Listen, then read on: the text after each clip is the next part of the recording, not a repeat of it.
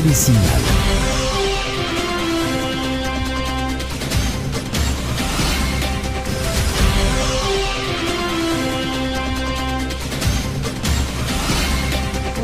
Bonsoir à toutes et à tous et bienvenue pour cette nouvelle édition du Grand Journal sur Télésignal. Merci d'être avec nous. À la une de l'actualité, le secteur musical haïtien est en deuil. Jean Gessner Henry Junior, alias Coupé Clou Junior, 44 ans, atteint par 6 projectiles, est décédé hier soir des suites de ses blessures.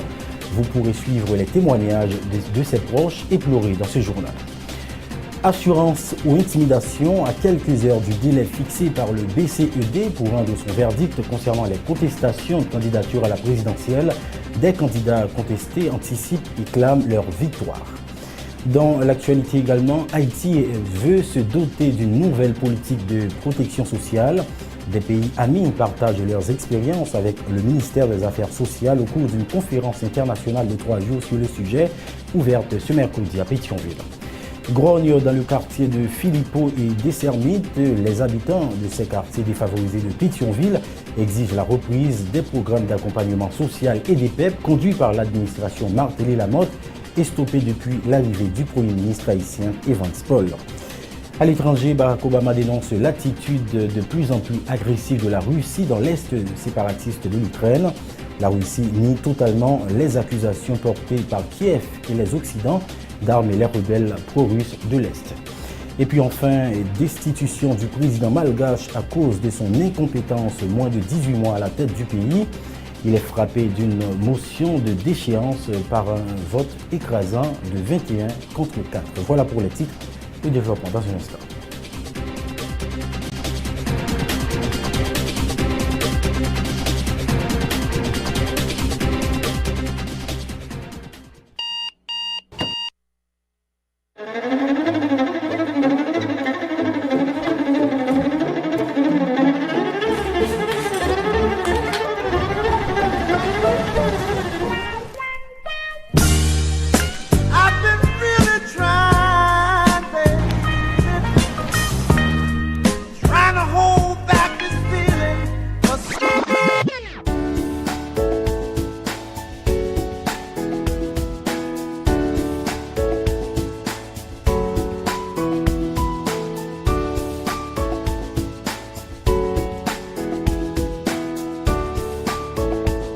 Démaquillant, lotion après rasage et lotion rafraîchissante.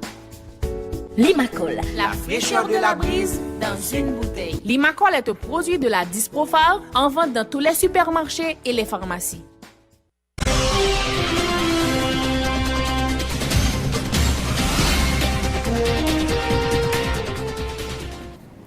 Merci de votre fidélité. Le développement du journal.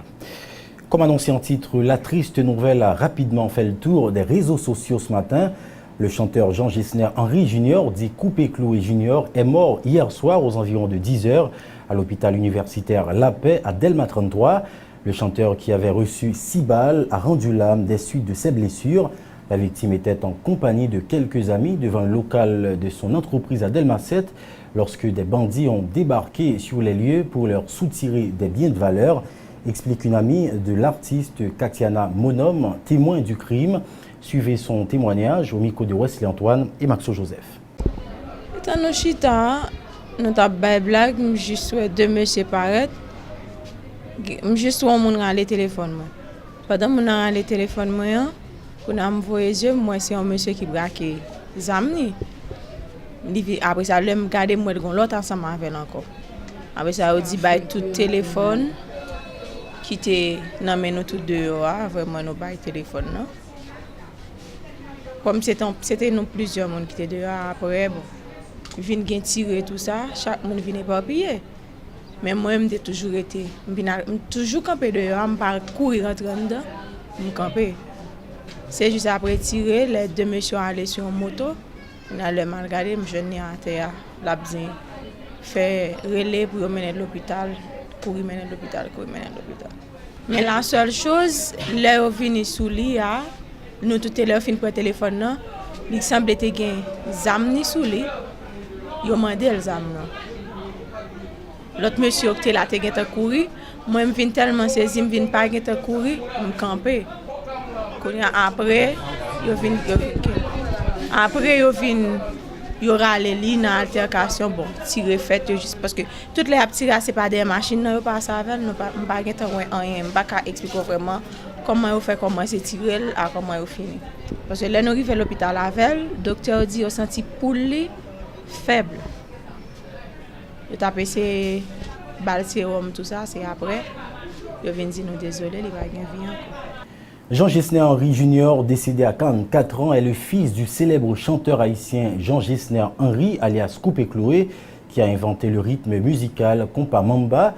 Jean Gessner Henry Junior était lui aussi le chanteur principal d'une formation musicale à tendance compa portant son nom d'artiste, Coupé Chloé Junior. Le décès de Coupé Chloé Junior est une perte pour la musique haïtienne et surtout pour ses proches, dont quelques-uns ont réagi au micro de Wesley Antoine et Maxo Joseph. Junior fait 8 mois depuis là. Il fait un enterrement maman là. Junior a une machine acheté là. Junior il pas même jouer machine pour 4 mois. Et pas comme ça d'ailleurs. Un jeune garçon 44 ans, il a perdu dans une situation comme ça. Parce que Junior est avenir nous tous. Sans Junior, nous pas vivre. Junior pour moi est tout moi. Bon, si Junior mourir comme si me dit dans tout ça pas bon. C'est ça son papa parler pour moi. Et pour tout le monde dans cette là, tout le monde travaille. De besoin cob li ba ou un problème on présente l'évangile oui, la résoudre problème dans pour tel jour ba ou. A dit papa me c'était moi qui était là même monsieur. Bon quoi là jazz là camper, tout bagarre camper. C'est Esther comme c'est monsieur qui prend place là, par contre il a fait tout bagaille. Même tout m'a dit Esther qui fait me lâcher. Samuel Cassé, Karine Henry, Kimia, Michel a dit tout le monde qui fait. On pas connaître que on doit comprendre parce que pays pas gain sécurité là-dedans, ni son pays en sécurité lié. Parce que si on monde qui paraître sur monde pour le monde bail tout ça dans mon mal go ba li puis le râler pour li râler ça mais puis pour bon 6 cartouches. Ou pas jeune aide pas aucun secours venir do faire rien. Juste mon obligé mourir. Parce que pas gain sécurité dans pays. La rédaction de Télésignal salue la mémoire de Coupé Chloé Junior et présente ses sympathies à la famille du défunt et à tous ceux qui sont affectés par cette disparition brutale. Haïti élection à présent, alors que le bureau du contentieux électoral départemental devrait rendre son verdict concernant les cas de contestation des candidats à l'élection présidentielle de 2015. Demain jeudi, plusieurs candidats contestés, notamment pour absence de décharge, clament déjà leur victoire. C'est le cas de l'ex-ministre de l'Intérieur Thierry Maillard-Paul, candidat sous la bannière de l'Union nationale des démocrates haïtiens. M. Maillard-Paul affirme n'être nullement concerné par la question de décharge, informant avoir en sa possession un jugement du tribunal des référés ordonnant au Conseil électoral provisoire d'accepter sa candidature sans le certificat de décharge exigé par le décret électoral. Il explique avoir entamé depuis août 2012 des démarches auprès de la Cour des comptes en vue d'un audit de sa gestion comme ex-ministre de l'Intérieur, déplorant que ces démarches auprès du Parlement depuis 2013 se soient révélées vaines. Les explications de Thierry Maillard-Paul au micro de Ronald Deshommes et Ephésien Mathieu. Moi-même personnellement, l'homme est sorti dans le ministère le 6 août 2012. Moi écrit le 14 août 2012 pour me demander Cour supérieure des comptes fait audit moi. Supérieur des comptes fait audit là. Yo transmettre li by chambre Sénat en janvier 2013. Depuis janvier 2013 jusqu'à aujourd'hui, Sénat avec chambre des députés fait une commission bicamérale. Yo retravaille sur rapport audit moi, il est purel, OK? Yo joignent tout document qui était manqué ou bien pas manqué ou bien que était supposé que pas de ça et puis yo recommandé à l'Assemblée parlementaire de voter la décharge pour Thierry Maillard-Paul. Depuis 2013 jusqu'à aujourd'hui, l'homme écrit chambre Sénat pour me dire mais fais-moi un certificat de décharge. Il dit malheureusement il empêché, il pas en mesure pour le bon certificat. Petit papier qui peut te permettre moi à l'inscrit. Donc moi même à ce moment m'adresser à la justice, moi dit tribunal mais constater toute lettre que m'écrit, constater Cour supérieure des comptes qui fait audit moi, constater commission parlementaire qui dit octroyer décharge là, bombe décharge là. Donc moi-même moi pas qu'à camper parce que deux moun pas fait travail yo que moi-même moi viens coller. Tribunal relais CEP, il relais Chambre des députés, il relais Sénat, il relais l'État haïtien et puis il dit ordonner CEPA recevoir papier sans certificat de décharge là, et messieurs pas qu'à bloquer pour être certificat de décharge.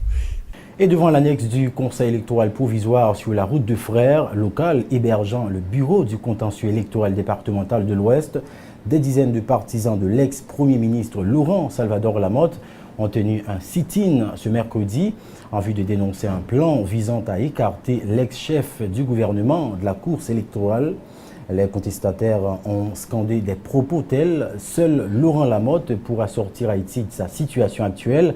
Suivez les déclarations de quelques-uns d'entre eux au micro de Ludmilla Marc et Samus David François. L'objectif c'est pour pousser KEPA pour prendre bonne décision. Et bonne décision c'est qui ça? C'est prendre Lamotte comme candidat nous pour l'élection parce que le déjà président. Moi, je dis à finir pour classe moyenne, pour changer. Et la montée commence avec nous, nous voulons pour finir avec nous. C'est ça pour lui. Et ça, la bien quand même. Nous voulons encore. C'est ça, lié. Pas de question, sinon pour faire le grenier. Il faut que la classe moyenne n'est pas de commerçant. Il faut que les commerçants passent pour faire l'éducation petite. Si nous ne pouvons pas faire commerce, nous ne pouvons pas commerçants passer pour l'acheter sous frontière. Nous ne pouvons pas faire l'école petite, parce que nous ne pouvons pas faire l'école petite. Lorsqu'on casse l'aide, vous faites 10 gouttes sous lit. Si vous avez fait direction petite, ça pas bon. Faut pas commencer à passer, puis dans l'école de la faculté.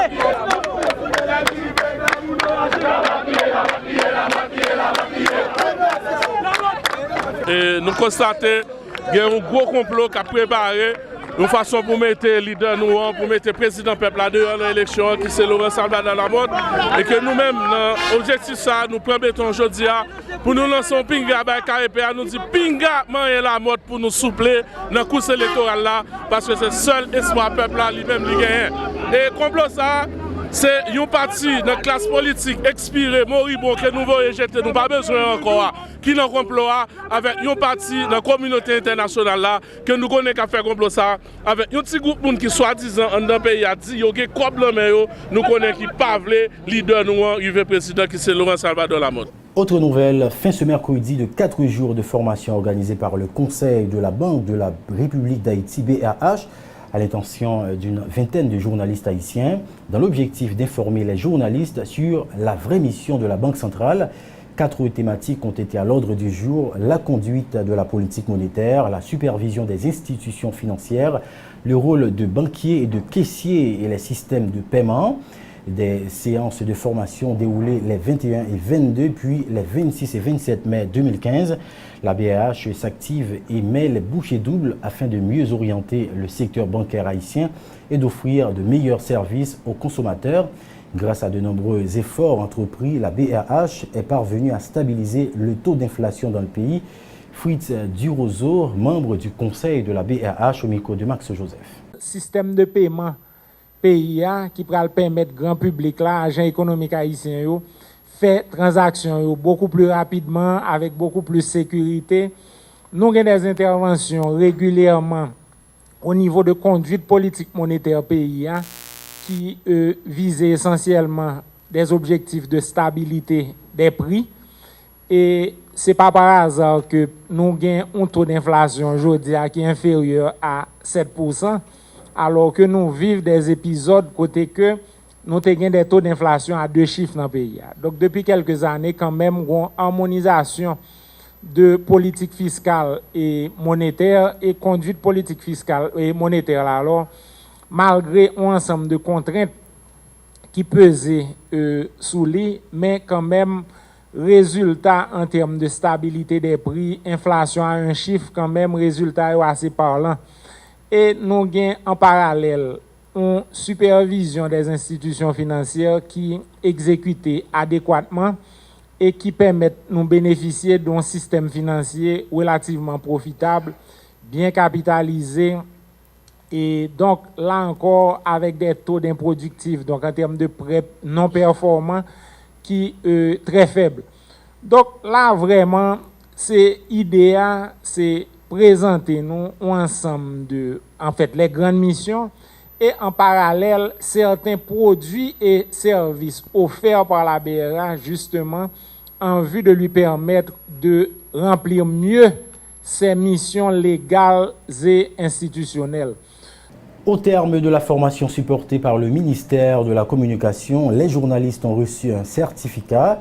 Le ministre de la Communication Rothschild François Junior, dans son discours de circonstance, a affirmé que grâce à cette formation, les journalistes sont mieux armés pour informer la population sur la mission de la Banque centrale, rappelant qu'une presse mieux formée va pouvoir bien informer.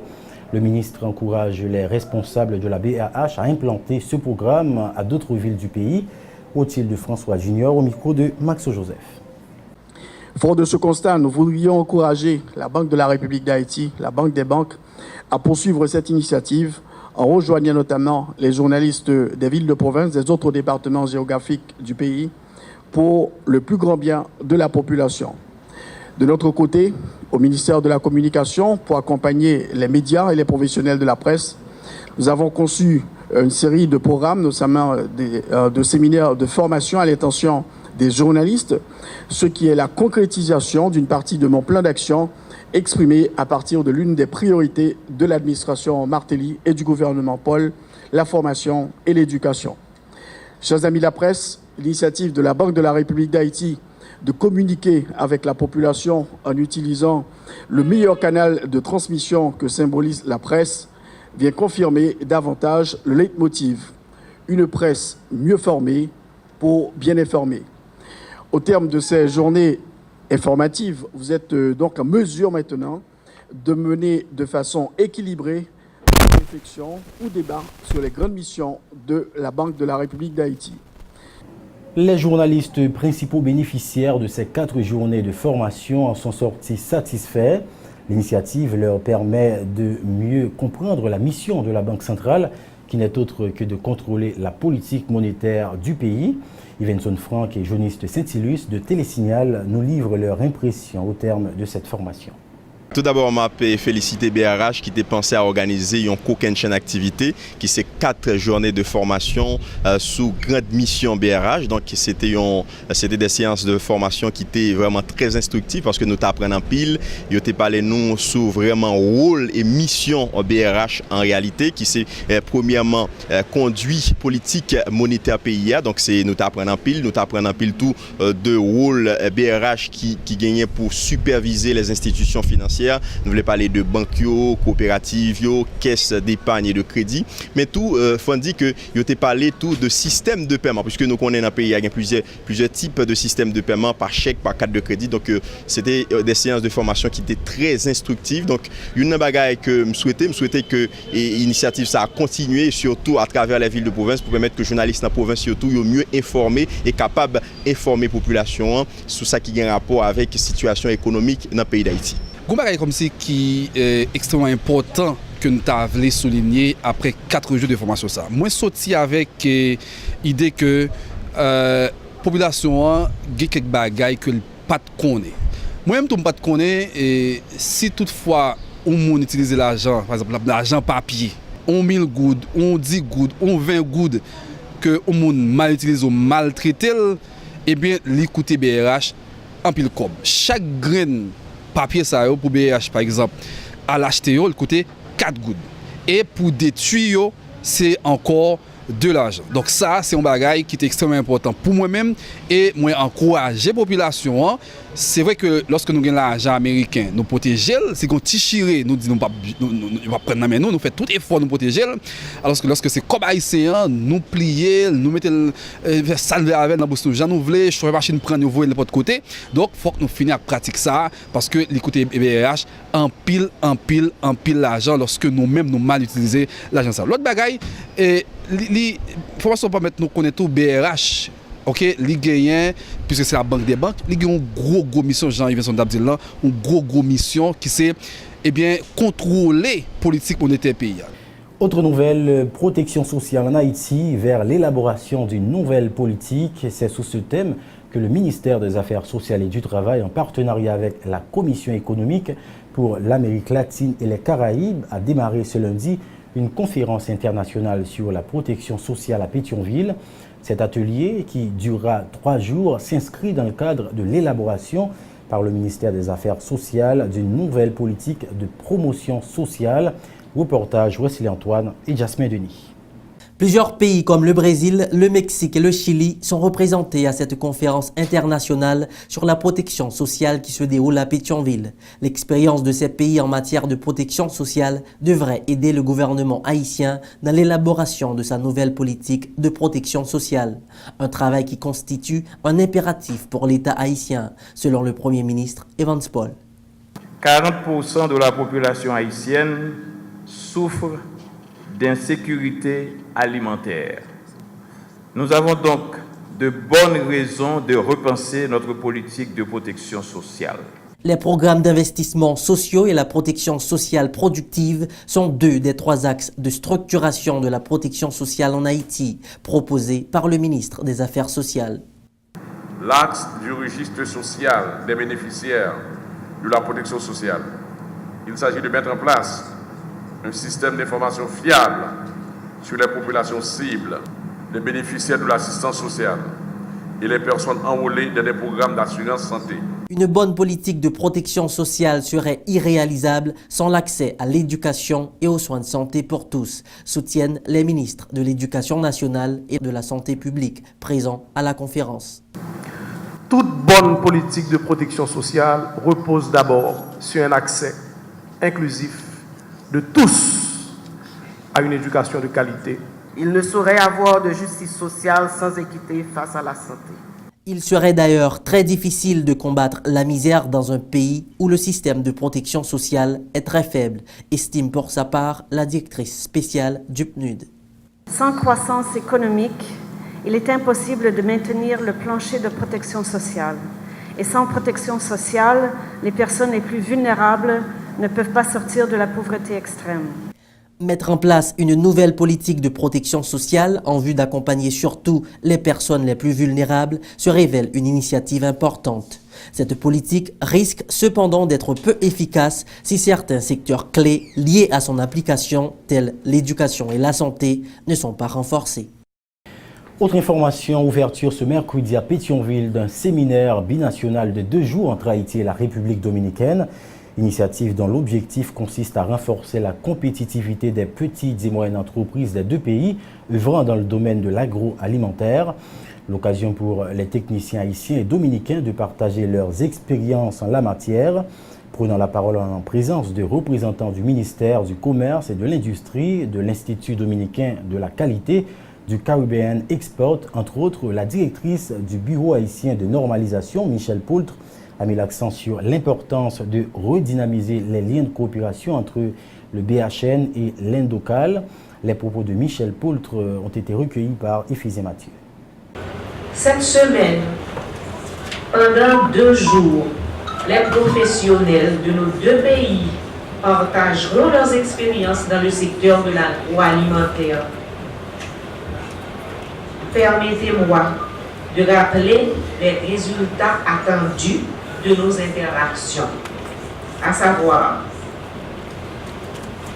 l'esprit de coopération entre le Bureau haïtien de normalisation et l'Indocal se trouve renforcé. Les participants des 2 pays partagent leurs expériences dans le secteur de l'agroalimentaire et de l'application des normes. Les opérateurs du secteur agroalimentaire et le personnel des institutions concernées comprennent l'importance des bonnes pratiques de fabrication en matière de salubrité des aliments et d'échanges commerciaux. Les opérateurs du secteur agroalimentaire des 2 pays ont des connaissances de base sur les bonnes pratiques d'hygiène et en HACCP. Les participants comprennent les exigences des normes internationales en matière de qualité et de salubrité des aliments. Cette activité fait partie d'un plan d'action élaboré par le BHN et l'Indocal lors du 2e atelier binational sur la qualité organisé le 24 juin 2014 à Santo Domingo en République dominicaine. Autre nouvelle, à l'initiative de la Direction nationale de l'eau potable et de l'assainissement, un atelier de 3 jours a été lancé ce mercredi à Pétionville en vue de sensibiliser sur la protection de la ressource de l'eau.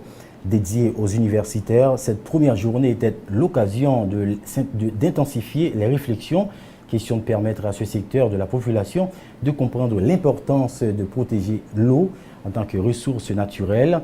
Pour les 2 journées à venir, les échanges vont permettre de mieux adresser la problématique de l'assainissement dans le pays. Selon le directeur général de la DINEPA, Benito Dumais, cet atelier s'inscrit dans le cadre de la dynamique initiée lors de la semaine de l'eau du 20 au 27 mars dernier. Les explications sont recueillies par Éphésie Mathieu. 3 journées, c'est des journées qui se fait suite à une semaine que nous avons les semaines de l'eau qui ont été organisées dans fin mars, plus précisément du 20 au 27 mars, dans l'occasion journée mondiale de l'eau qui était le 22 mars, sous thème de l'eau et développement durable.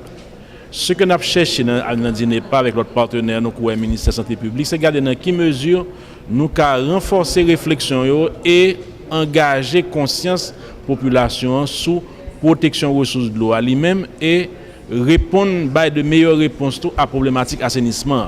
Parce que nous passons qu'on est que en pile dans nos confrères, nos frères, nos sœurs, nos haïtiens qui journée aujourd'hui qui a déféqué à l'équipe a fait toilette dans la rue ou bien dans l'air libre. Donc ce que nous voulons, c'est progressivement garder dans qui mesure nous avons réduit le pourcentage ça et fait que mon vienne gagner un autre comportement.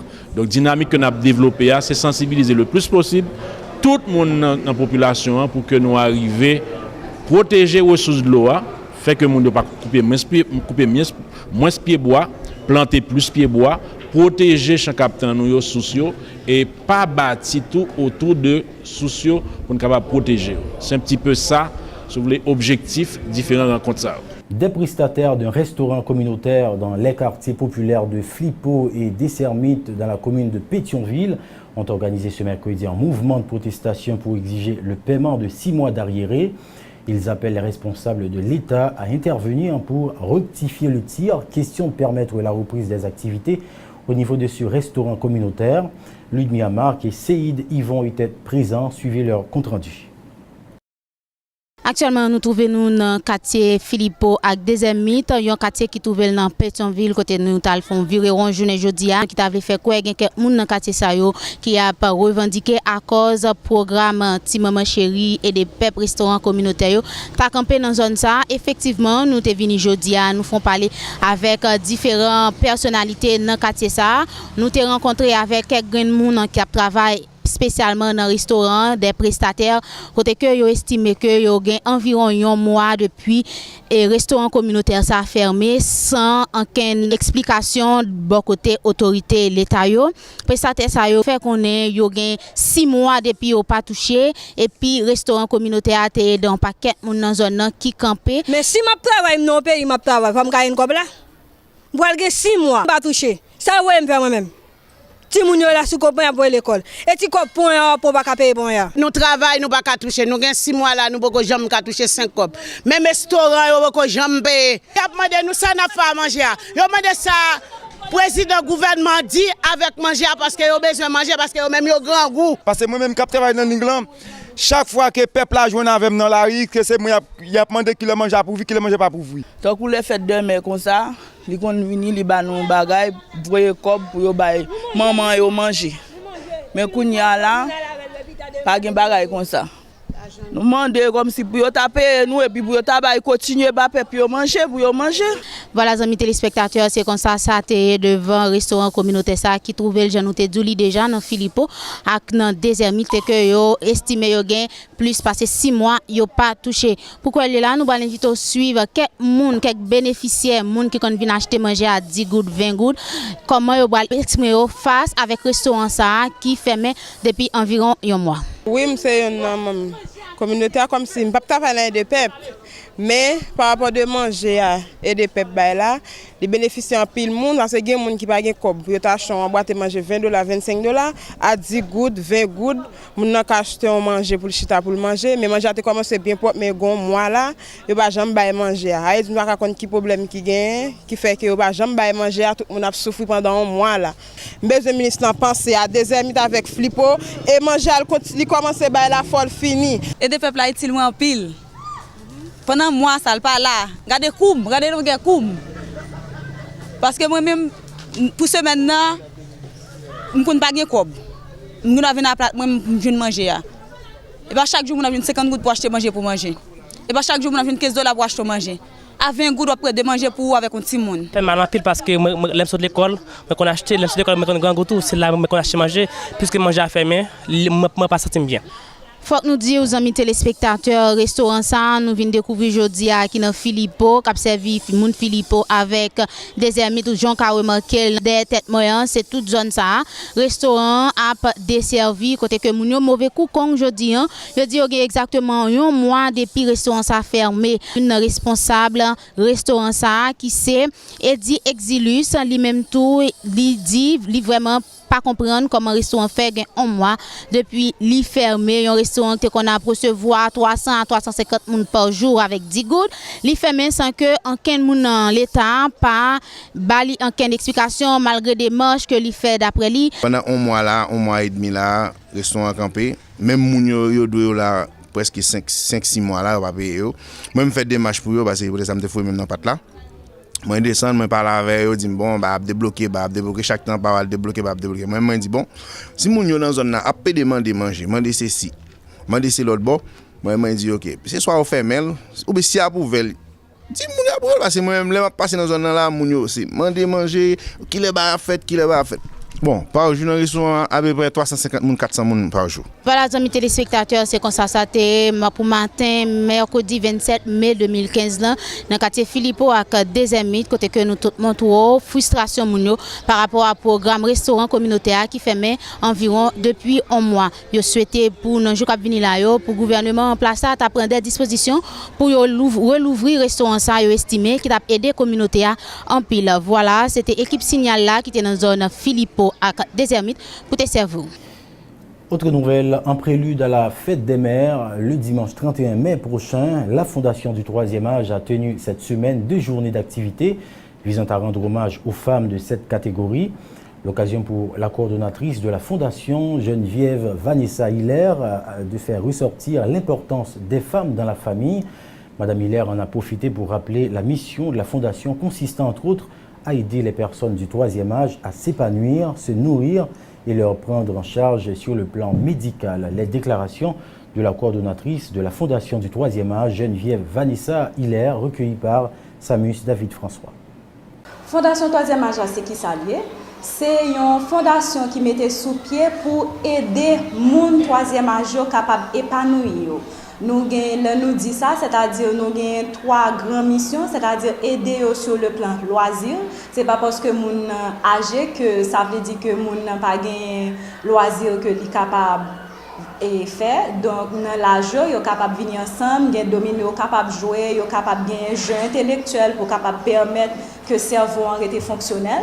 Deuxième, nous avons sous plan nutritionnel pour nous capables d'aider. Pour qui ça? Parce que les gens dans le troisième âge, ils ont à risque de toutes maladies chroniques dégénératives, telles que tension, sucre, cholestérol. Donc nous là pour nous aider les gens à connaître qui sont capables de bien manger, qui sont capables de prévenir la maladie et qui sont tout, même le ligain, qui sont capables de manger pour que la maladie n'ait pas de complications. Et troisième point, nous avons un plan médical. Plan médical, c'est-à-dire nous là pour capable aider parce que un monde qui grand monde lui c'est prend en charge par plusieurs médecins, c'est-à-dire il y a un médecin pour poli, il y a un médecin normalement pour organes, ça nous les internation, ensuite il y a un médecin nutritionnel pour capable montrer qui j'en pour manger et à bientôt psychologue, psychiatre dépendamment de qui ça mon gagne pour capable prendre en charge. La Jeune Chambre internationale JCI Haïti, en collaboration avec le ministère de la Santé publique et de la Population et la Croix-Rouge haïtienne, avec l'appui de CDC PEPFAR, lance ce mercredi la 2e édition de collecte de sang dans 10 villes des 10 départements géographiques du pays. Et pour thème « Sous la vie, c'est maman, sang, c'est sous la vie ». Cette 2e édition est destinée à honorer les mamans à l'occasion de la fête des mères le dimanche 31 mai prochain.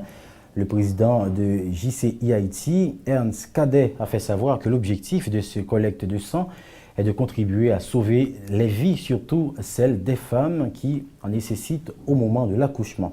M. Cadet demande à tous les secteurs de la vie nationale de sensibiliser la population sur la nécessité d'aider la Croix-Rouge à stocker des pochettes de sang pour sauver des vies. Ernst Cadet est au micro de Maxo Joseph. Cette année, c'est une 2e édition, rappelons-le, car nous croyons en la vie. Et nous croyons également que ce geste qui constitue à faire don de son sang a toujours contribué à donner la vie, à sauver des vies. Il arrive cependant que beaucoup de femmes, nos mères, nos sœurs, nos tantes, nos commères, nos voisines meurent en donnant la vie. Dans la plupart des cas, une pochette de sang pourrait contribuer à leur sauver la vie. Cette pochette de sang, malheureusement, n'est pas toujours disponible. Compte tenu de la demande, la logique des choses fait qu'il sera toujours difficile au PNST et à la Croix-Rouge à eux seuls de satisfaire toute la demande à travers le pays. C'est pour cette raison que nous, à la JCI, à la Jeune Chambre, en tant qu'organisation de la société civile implantée à travers le pays, nous voulons porter notre contribution par l'organisation, une nouvelle fois encore, de cette journée de collecte de sang sous le thème « Sous la vie, c'est maman, sang, c'est sous la vie, maman ».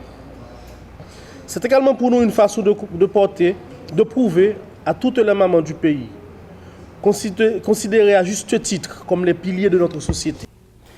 De son côté, la directrice du Centre national de transfusion sanguine de la Croix-Rouge, Dr Marie-Marcel Cauvin, qui remercie toutes les institutions ayant adhéré à cette cause, informe la population que les différents postes de collecte de sang dans 10 villes du pays seront établis, notamment à Radio Caraïbe, au lycée Henri Ier, à Croix-des-Bouquets, l'hôpital des Gonaïves, Jérémy, Miragoâne, entre autres.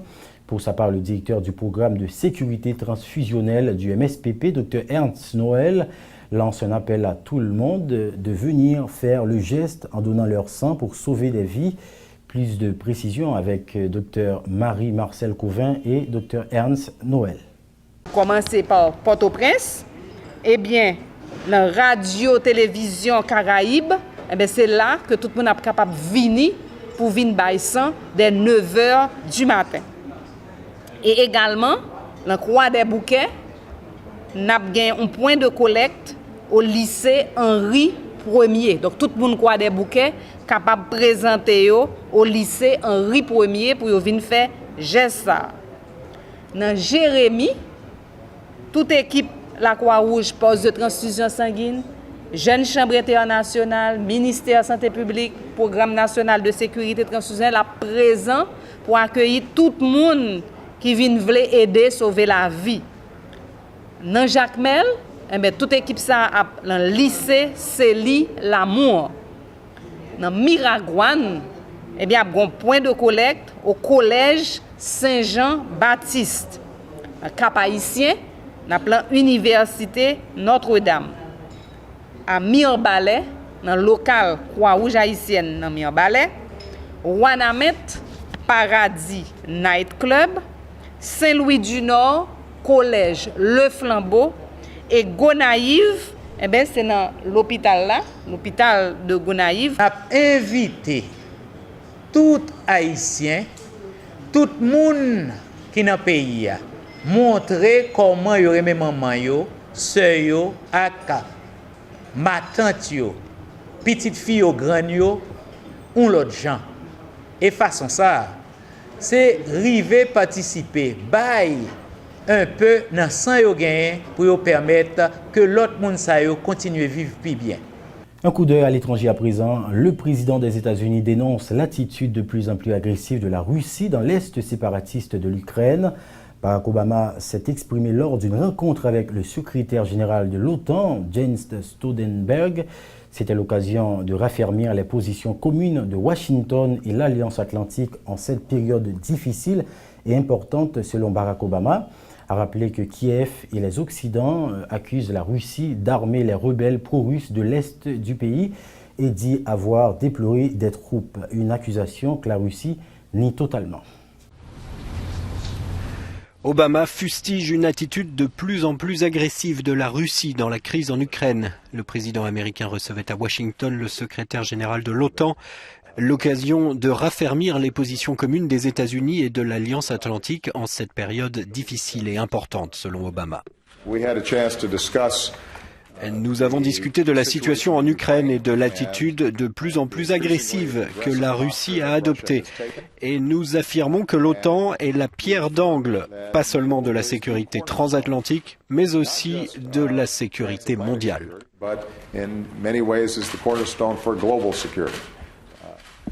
La position officielle de l'OTAN est immuable. Écoutez Jens Stoltenberg, le secrétaire général de l'Alliance. Je demande instamment à toutes les parties l'application complète des accords de Minsk et à la Russie de cesser de soutenir les séparatistes et retirer ses forces de tout l'est de l'Ukraine. Malgré divers cessez-le-feu, le conflit armé entre Kiev et les séparatistes pro-russes a fait plus de 6200 morts en un peu plus d'un an.